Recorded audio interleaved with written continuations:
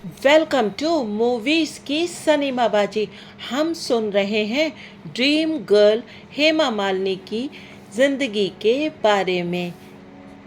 अभी तक की कहानी में हमने सुना कि हेमा मालिनी का परिवार दिल्ली में रहता था और उनके जन्म के लिए उनकी माँ तमिलनाडु चली गई थी, जहाँ पर उन्होंने स्वप्न में बहुत सारी देवियों के दर्शन किए और उन्होंने नवरात्र की पूजा हेतु कमरे में देवियों के बहुत सारे चित्रों की पेंटिंग भी की।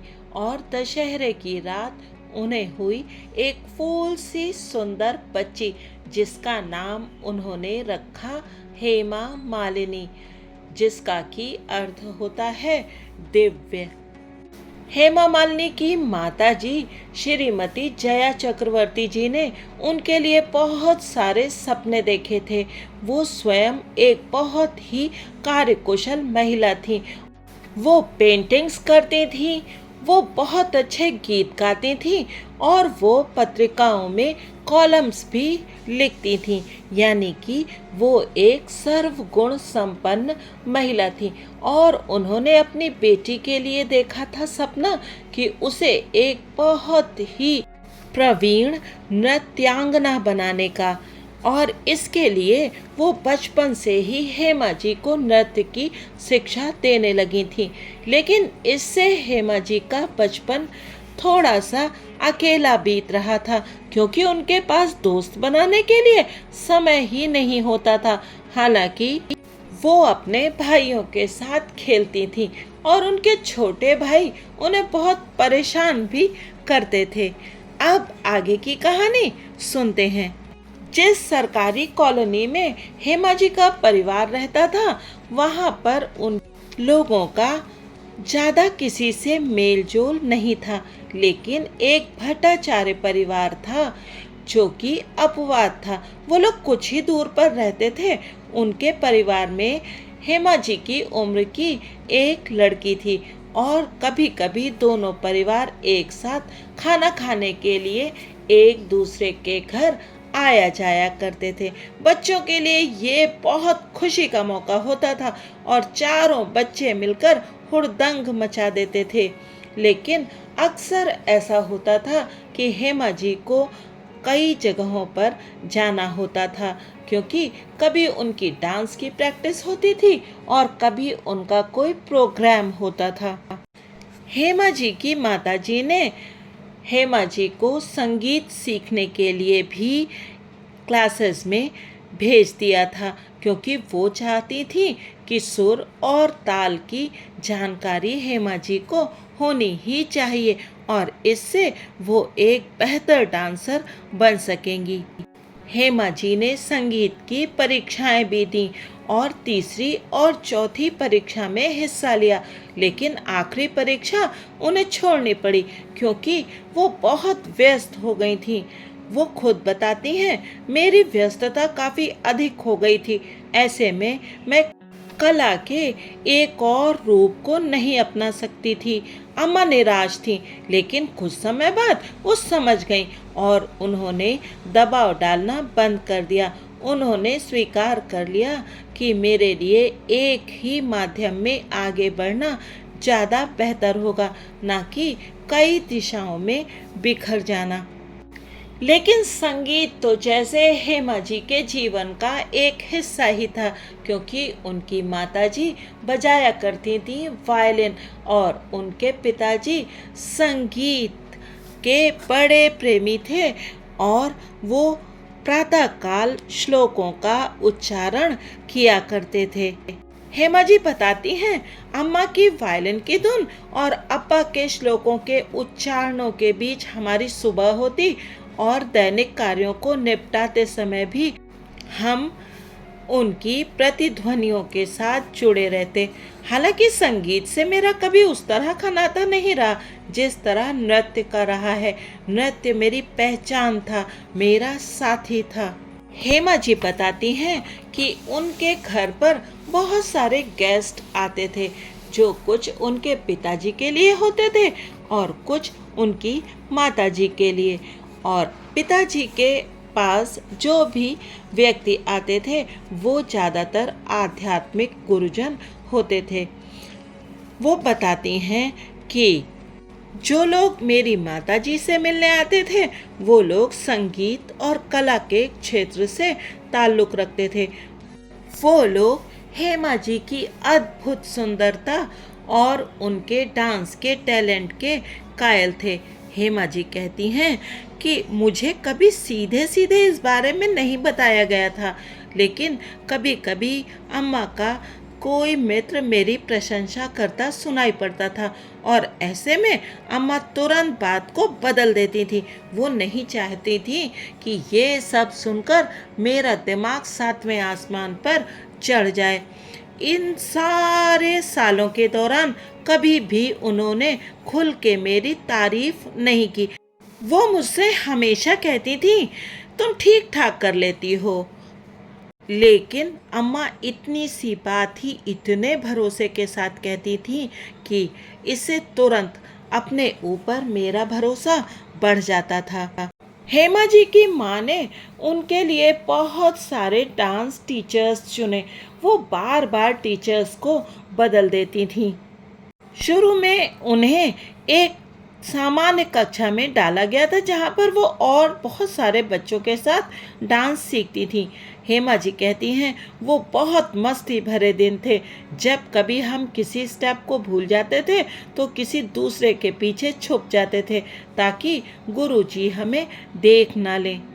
उनकी गुरु श्रीमती इंदिरा जी बहुत निपुण नृत्यांगना थी, लेकिन वो बहुत कड़ाई से पेश आती थी। भरतनाट्यम की मजबूत नींव उन्हीं ने हेमा जी के अंदर डाली। उसके बाद उन्होंने शिक्षा ग्रहण की रामा स्वामी पिल्लई जी से। फिर उन्होंने गुरु वेम्पट्टी चिन्ना सत्यम से कुचिपुड़ी और गुरु नतनम गोपाल जी से मोहिनी अट्टम सीखा। बार बार टीचर्स के बदले जाने से हेमा बहुत परेशान हो गई थी और उसके बाद ये डिसीज़न लिया गया कि पूरा परिवार मद्रास जाएगा। लेकिन इसमें समस्या ये थी कि दोनों बेटे दिल्ली में पढ़ाई कर रहे थे, इसलिए तय ये हुआ कि पहले हेमा जी अपनी माताजी के साथ मद्रास चली जाएंगी और फिर बाद में उनके पिता और भाई भी आ जाएंगे। वहाँ पर उनकी शिक्षा अच्छे ढंग से चलने लगी। हेमा जी अपने भीतर जो कुछ शास्त्रीय नृत्य का आधार मानती हैं वो 3 गुरुओं को उसका श्रेय देती हैं। गुरु किटप्पा पिल्लई जिनसे उन्होंने भरतनाट्यम सीखा, गुरु वेम्पट्टी चिन्ना सत्यम जिनसे उन्होंने कुचिपुड़ी सीखा और गुरु नातनम गोपाल कृष्णन जिनसे उन्होंने मोहिनी अट्टम सीखा। गुरु किटप्पा पिल्लई से उनकी मुलाकात वैजंतीमाला की एक नृत्य प्रस्तुति के दौरान हुई थी। परिवार वैजंतीमाला जी के विशुद्ध शास्त्रीय नृत्य से बहुत प्रभावित हुआ और गुरु से मुलाकात की। हेमा जी बताती हैं वो हमारे लिए बहुत खास दिन था जब गुरु किटप्पा पिल्लई जी हमारे घर आए और मुझे शिक्षा देने के लिए तैयार हो गए। ये तो हो गई हेमा जी के शास्त्रीय नृत्य में पारंगत होने की बात। अब फिल्मों में उनके आने का किस्सा भी बड़ा ही दिलचस्प है। हेमा जी जब केवल 14 साल की थीं तभी से फिल्म निर्माता उनसे फिल्मों में काम करने के लिए संपर्क करने लगे थे। उनको एक तमिल फिल्म में डांस आइटम करने का सबसे पहला प्रस्ताव मिला निर्माता वेल्लू मणि जी ने। उसके बाद एक तेलुगु फिल्म में डांस करने का प्रस्ताव आया। लेकिन क्या हेमा जी फिल्मों से बड़ा प्रभावित थीं और क्या वो फिल्मों में आना चाहती थीं? सुनिए हेमा जी क्या कहती हैं। जब हम छोटे थे तो सिनेमा हॉल जाने का कोई खास मौका नहीं मिला। मेरे माता पिता भी सिनेमा नहीं जाते थे, लेकिन FACS हॉल इसका अपवाद था। ये कनॉट प्लेस में हमारे घर से थोड़ी ही दूरी पर था। वो एक सुंदर थिएटर था जिसमें बच्चों की फिल्में दिखाई जाती थीं। संडे की सुबह आपा हमें वहाँ ले जाते थे और बाद में हम पास के ही एक उडुपी रेस्टोरेंट में लंच करते थे। खाने में तो वही होता था जो हम घर में खाते थे, लेकिन उनका पेश करने का तरीका बहुत अच्छा होता था और यही बात हम भाई बहनों को बहुत पसंद थी। और हाँ, यही एक अकेला मौका होता था जब मेरे भाइयों को और मुझे कॉफी की जगह कोक पीने का मौका मिलता था। इसके अलावा कनॉट प्लेस में ही रीगल सिनेमा में जो पहली फिल्म मैंने देखी थी वो मुझे आज तक याद है और वो फिल्म थी वैजयंतीमाला जी की नागिन। वो फिल्म देखने में मुझे बहुत मज़ा आया क्योंकि उसमें डांस और म्यूज़िक बहुत अच्छा था। और फिर एक बार मैंने स्कूल से घर लौटते समय हरियाली और रास्ता का पोस्टर लगे देखा। मैंने अपनी माँ से कहा कि वो मुझे ये फिल्म देखने दें, लेकिन वो तैयार नहीं हुई। जब मैंने बहुत मिन्नतें की तो उन्होंने मुझे मेरे भाई के साथ वो फिल्म देखने के लिए भेज दिया। मुझे उसकी कहानी ज़्यादा समझ में नहीं आई। मुझे उस फिल्म से जो याद आया वो है उसकी हर दम रोती रहने वाली नायिका, जिसकी वजह से वहाँ बैठे सारे दर्शक दुखी हो गए थे। उसके बाद मैं तब तक सिनेमा देखने नहीं गई जब तक मैं खुद फिल्मों में नहीं आ गई। तो देखा आपने, हम लोग सोचते हैं कि शायद हेमा जी जो इतनी प्रसिद्ध हैं फिल्मों में, वो फिल्मों की दीवानी रही होंगी, लेकिन उन्होंने बस गिनी चुनी फिल्में ही देखी थीं अपने फिल्मों में आने के पहले, क्योंकि उनकी माताजी चाहती थीं कि वो डांस में अपना कैरियर बनाए और बहुत शानदार डांसर बने। वो कभी नहीं चाहती थीं या उन्होंने कभी नहीं सोचा था कि उनकी बेटी फिल्मों में अपना करियर बनाएगी। अब तक हेमा जी के दोनों भाई अपनी पढ़ाई पूरी करके अपने परिवार के पास मद्रास आ गए थे। जगन कानून की पढ़ाई कर रहे थे और कन्नन कॉलेज में लेक्चरर के तौर पर काम कर रहे थे। दोनों भाई अपने अपने करियर में सेटल हो चुके थे और ऐसे ही एक दिन एक तमिल फिल्म डायरेक्टर चक्रवर्ती जी के पास आए हेमा जी को फिल्म में हीरोइन बनाने का ऑफर लेकर, लेकिन चक्रवर्ती जी ने तुरंत मना कर दिया। लेकिन हेमा जी की माता जी ने कहा कि हमें पॉसिबिलिटीज के बारे में सोचना चाहिए। जया जी तो इस बारे में कुछ नहीं जानती थीं, लेकिन उनके कुछ दोस्त फिल्म लाइन से जुड़े हुए थे और उन्होंने अपने उन दोस्तों से इस बारे में राय ली। उन लोगों ने पॉजिटिव इन्फ्लुएंस दिया और बताया कि जो उनके पास आए थे वो तमिल फिल्मों के बहुत बड़े प्रोड्यूसर हैं। चक्रवर्ती जी ने पहले तो इस प्रस्ताव को मना करने का मन बना लिया, लेकिन उनकी पत्नी ने उनको समझाया कि जब हम लोग पूरी तरीके से ऑफर के बारे में सोच समझ लेंगे तभी हम हाँ करेंगे। इस बारे में हेमा जी बताती हैं, अप्पा मेरे फिल्मों में काम करने के बिल्कुल खिलाफ थे, लेकिन अम्मा को अपनी बात मनवाने के तरीके पता थे और अगर सच कहूँ तो फिल्मों में काम करने की मेरी भी बिल्कुल इच्छा नहीं थी, लेकिन अम्मा ने मुझे यकीन दिलाया कि अगर तुम्हें अच्छा ना लगे तो पहली फिल्म में काम करने के बाद फिर तुम काम मत करना। मैं छोटी थी, फिर भी अम्मा ने मेरी पसंद की आज़ादी का सम्मान किया। मेरे लिए ये एक बहुत बड़ी सांत्वना की बात थी। उन फिल्म निर्माता ने बहुत भव्य तरीके से फिल्म शुरू करने की घोषणा की।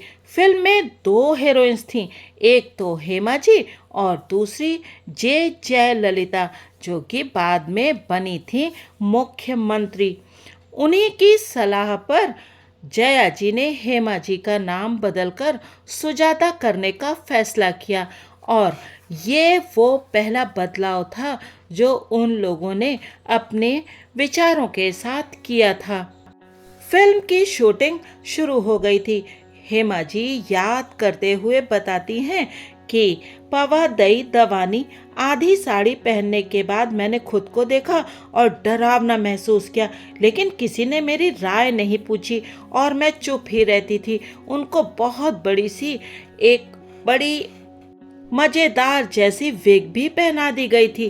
धीरे धीरे हेमा जी के मन में डर बढ़ता जा रहा था क्योंकि उनकी उम्र उस समय बहुत कम थी। मदुरई में इस फिल्म की शूटिंग का पहला शेड्यूल पूरा हो गया और उसके कुछ महीने बाद चक्रवर्ती फैमिली ने अखबार में पढ़ा कि उन प्रोड्यूसर ने हेमा जी को फिल्म से निकालकर किसी और को रख लिया है।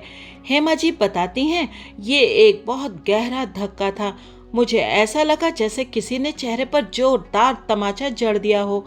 हमने तो उस फिल्म में मुझे लेने के लिए दबाव ही नहीं डाला था, तो फिर बिना कोई बात किए, बिना कोई बात बताए उन्होंने मुझे फिल्म से अचानक कैसे निकाल दिया।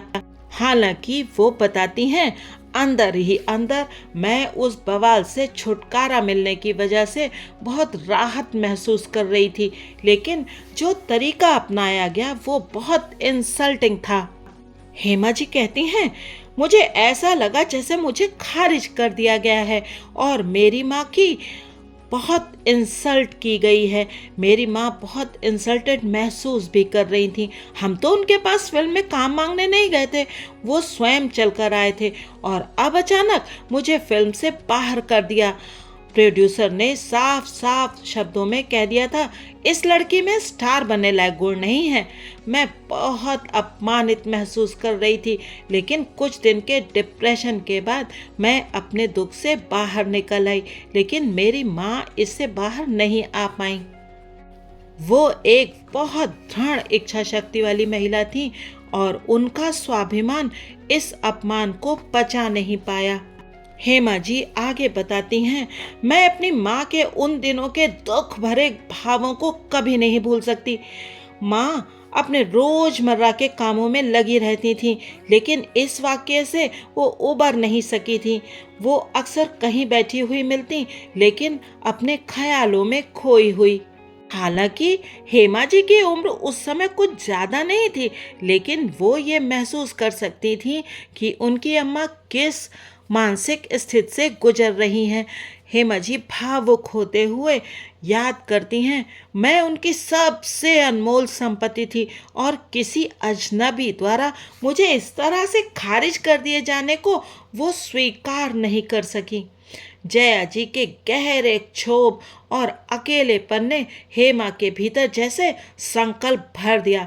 हेमा जी कहती हैं, ये मेरा दृढ़ विश्वास है कि जब आप किसी को चुनौती देते हैं तो वो व्यक्ति हमेशा मौके पर उठ खड़ा होता है। हेमा जी ने ये चैलेंज एक्सेप्ट किया और अपनी माँ के स्वाभिमान को फिर से मजबूत करने का इरादा किया। एक दिन शाम को जब उनकी माँ बहुत दुखी थी और कमरे में बैठी बाहर देख रही थी, तब हेमा जी वहाँ पहुँची और अपनी माँ से कहा, मैं हीरोइन बनूंगी, मैं फिल्मों में काम करूंगी, आप जो कहेंगी मैं वही करूंगी और सफल होकर दिखाऊंगी, मैं बहुत कामयाबी हासिल करूंगी। यही हेमा जी के जीवन का एक निर्णायक क्षण था। उसी दिन ये डिसाइड हो गया कि हेमा जी हीरोइन बनेंगी और सबको पीछे छोड़ देंगी। और जब तक बॉलीवुड है और हिंदी सिनेमा का इतिहास है, तब तक हेमा मालिनी जी ऐसे ही याद की जाएंगी, खूबसूरत, स्वाभिमानी, गर्व से भरी हुई महिला के रूप में। हेमा जी आगे बताती हैं, सुनने में ये सच नहीं लगेगा, लेकिन यही वो पहला मौका था जब मैंने भगवान श्री कृष्ण जी से सीधी बात की। मैंने उनसे कहा, आप मुझे इस परिस्थिति में ले आए हैं और अब ये आप पर ही है कि मुझे इस अपमानजनक दशा से बाहर निकालें। मेरे सामने जो चुनौतियां पेश की गई हैं, उनसे निपटने योग्य बनाने का जिम्मा आपका ही है। मैंने उनसे विनती की कि वे मुझे मजबूती दें। ये संपूर्ण समर्पण था और ईश्वर ने मेरी प्रार्थना सुन ली। कोई इस बात का विश्वास नहीं करेगा, लेकिन अगले कुछ ही दिनों के भीतर चीजें बेहतर होने लगी। हेमा जी के गॉडफादर अनंत स्वामी जी अचानक ही एक दिन उनके घर पहुंच गए। जाने माने फिल्म निर्माता और भरतनाट्यम नृत्यांगना पद्मा सुब्रमण्यम जी के पिता के सुब्रमण्यम, जो चक्रवर्ती परिवार के मित्र थे, एक डांस कंसर्ट आयोजित कर रहे थे। उसी में अनंत स्वामी जी ने हेमा मालिनी जी को पहली बार देखा था। उन्होंने अपने घर पर हेमा जी के लिए एक खास डांस का प्रोग्राम आयोजित किया, ताकि डांस से संबंधित विभिन्न संस्थाओं और समीक्षकों से उनका परिचय कराया जा सके। वो प्रोग्राम बहुत सफल रहा और फिर जो भी डांस के ग्रुप्स थे, उनके बीच में हेमा जी को जाना जाने लगा दिल्ली हेमा मालिनी के नाम से, क्योंकि मद्रास में पहले से ही हेमा मालिनी के नाम से एक डांसर मौजूद थी। हेमा जी की डांस परफॉर्मेंस से प्रभावित होकर अनंत स्वामी उनके घर आए और उन्हें बताया कि वो एक हिंदी फिल्म बनाने जा रहे हैं। स्वामी ने पूछा, क्या हिंदी सिनेमा के सुपरस्टार राज कपूर के साथ हेमा जी बतौर हीरोइन काम करना चाहेंगी? जया जी और चक्रवर्ती जी के पास इस सवाल के जवाब में कोई शब्द ही नहीं थे।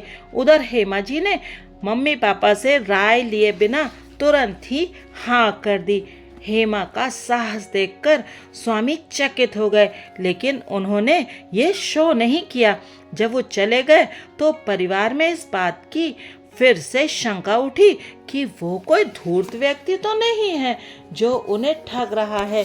लेकिन जब कुछ दिनों के बाद अनंत स्वामी मुंबई के 3 एयर टिकट लेकर आए तो उन पर संदेह का कोई कारण नहीं बचा।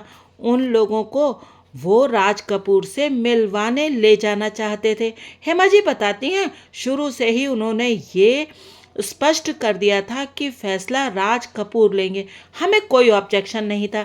बॉम्बे की यात्रा में अम्मा और जगन्नाथ मेरे साथ थे। वो मेरे लिए बॉम्बे जाने का पहला मौका था, और वो भी फ्लाइट से। मैं और मेरा भाई इस बात को लेकर काफ़ी उत्साहित थे और हमारी खुशी छिपाए नहीं छुप रही थी। एक दक्षिण भारतीय निर्माता ने राज कपूर के साथ काफ़ी डेट्स साइन किए थे और वो तुरंत एक फिल्म शुरू करना चाह रहे थे। राज कपूर की ब्लॉकबस्टर संगम को अधिक समय नहीं हुआ था। ऐसे में नायिका सुंदर होनी चाहिए थी और एक कुशल नर्तकी भी। संक्षेप में कहें तो नायिका राज कपूर की पूर्व नायिका वैजयंतीमाला का विकल्प होना चाहिए थी। पहली नज़र में हेमा मालिनी बिल्कुल परफेक्ट लग रही थी, लेकिन स्क्रीन टेस्ट के बाद ही आखिरी फैसला होना था। देवनार के RK स्टूडियो में स्क्रीन टेस्ट आयोजित किया गया। हेमा बहुत नर्वस थी। मेकअप रूम काफ़ी बड़ा था। हेमा जी के साथ उनकी माँ भी वहाँ मौजूद थी। मेकअप मैन माधव पै, ड्रेसमैन विष्णु और स्पॉट बॉय हनुमान ने उनकी सारी जिम्मेदारी ले ली। वो अपने अपने क्षेत्र में धुरंधर थे और उन्होंने हेमा जी के प्रति अपने आप को एक प्रोटेक्टर जैसा महसूस किया। हेमा जी को विष्णु ड्रेस रूम में ले गए और वहाँ पद्मिनी और वैजयंतीमाला जैसी ख्याति प्रसिद्ध हीरोइंस द्वारा पहने गए कॉस्ट्यूम्स दिखाए, जो वहाँ पर टंगे हुए थे। विष्णु ने कहा, एक दिन तुम्हारे कॉस्ट्यूम्स भी इनकी बगल में टांगे जाएंगे। हेमा उनके प्यार को याद करते हुए भावुक हो जाती हैं। वो बताती हैं कि उनका मेकअप करने के दौरान माधव दादा ने धीरे धीरे उनका सेल्फ कॉन्फिडेंस बढ़ाया ताकि वो टेस्ट शॉट के लिए तैयार हो सकें। उन्होंने कहा, डरो मत, ये सोचकर अभिनय करो कि उस कमरे में तुम्हारे अलावा कोई नहीं है। अपना दिल खोल दो। और देखो कैसे लाइट्स तुम्हारे चेहरे पर चमकती हैं। दादा की इन बातों की वजह से कुछ देर के लिए मेरी सारी चिंताएं छूमंतर हो गईं, लेकिन सेट पर जैसे ही वो अपनी जगह पर पहुंची, डर फिर से उन पर हावी होने लगा। जया जी कॉन्ट्रैक्ट के लिए तैयार हो गईं, पर वो राज कपूर जी के सुपरस्टार वाले ओहदे से बिल्कुल अनभिज्ञ थी। हमें हिंदी फिल्मों और राज जी के स्टेटस के बारे में कोई जानकारी ही नहीं थी। हमारे लिए एक ही बात मायने रखती थी कि साउथ फिल्म के उस निर्माता को सबक सिखाया जाए। हेमा जोर देकर कहती हैं, वास्तव में अभिनय के क्षेत्र के किसी लंबे करियर की मेरी कोई योजना या महत्वाकांक्षा नहीं थी। मैं तो सोचती थी 1 या 2 फिल्में करूंगी और बस उसके बाद गुड बाय। मैं नहीं जानती कि मेरी माँ के मन में उस समय क्या चल रहा था, पर सपनों का सौदागर साइन करने के बाद उन्हें कुछ शांति अनुभव हो रही थी। आज इस कहानी को यहीं पर छोड़ देते हैं। अगले भाग में जानेंगे कि कैसे बन गई सपनों का सौदागर से Hema Malini dream girl. Thanks for watching.